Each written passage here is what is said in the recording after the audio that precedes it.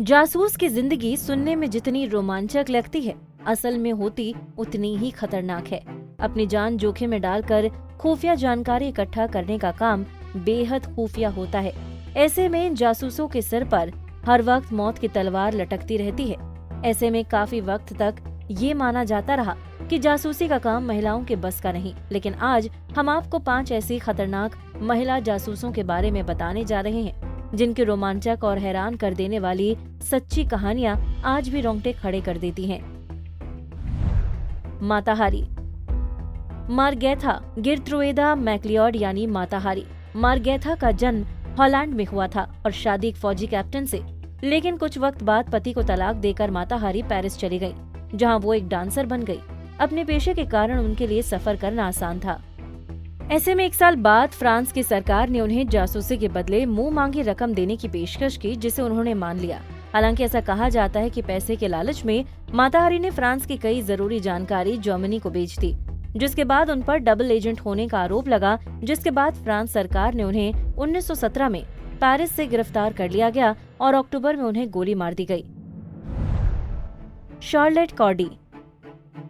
Charlotte का पूरा नाम Marie Anne Charlotte de Corday था और वो फ्रांस की क्रांति का हिस्सा रही।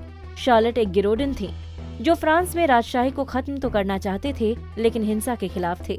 लेकिन क्रांति के लिए हिंसा को न अपनाने वाली शार्लेट ने अपने विपक्षी जैकोबिन समूह के नेता जीन पॉल मेराट की हत्या की।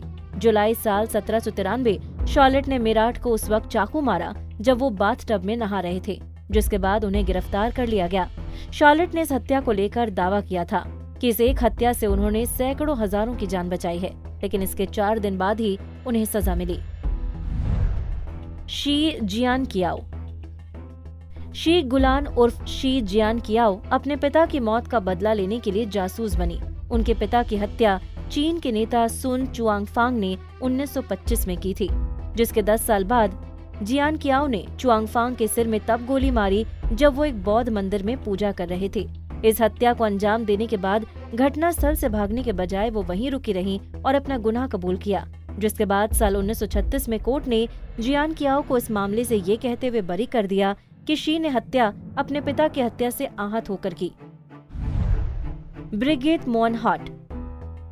एक वक्त में जर्मनी की सबसे खूंखार महिला माने जाने वाली ब्रिगिट मोनहार्ट रेड आर्मी फैक्शन की सदस्य रहीं।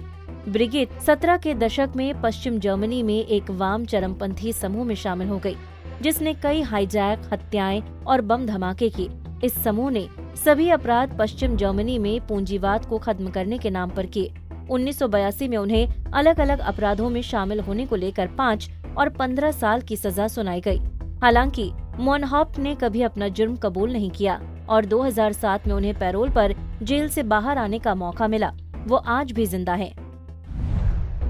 Agent Penelope. Israeli intelligence agency Mossad के लिए काम करने वाली एजेंट पेनेलोप फिलिस्तीनी समूह ब्लैक सितंबर के नेता अली हुसैन सलामी की हत्या में शामिल रही।